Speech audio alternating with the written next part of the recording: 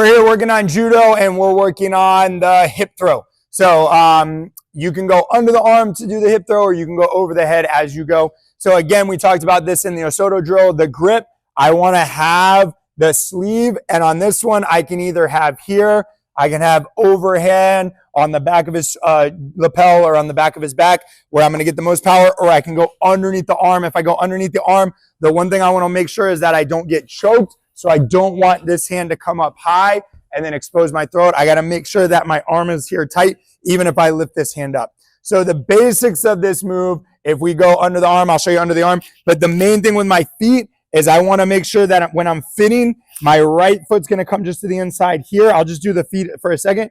My left foot's going to come in here, and it's like I'm doing a squat. So I'm on the balls of my feet, and I want my hips lower than his hip, because as I pull him on me, that's what's going to give me the power to go. So as I step here, when I lift my feet, I'm going to actually slide back a little bit.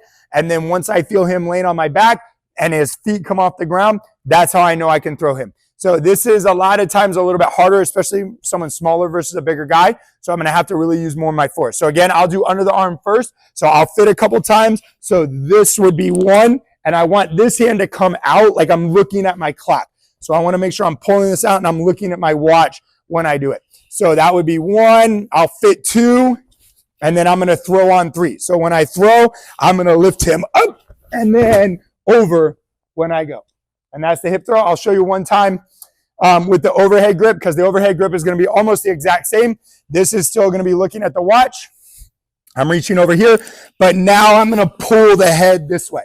So now my arm does a lot of the work, fit on two. And then on three, I'm in, my hips come up, and then I'm throwing him over. That's our hip throw. We'll do it one time from this side, just so you can see the other side. I'll do the other underarm. So again, I'm fitting in, fit, pull, and then over. Good luck with that. Train hard, and remember to come better than you are today.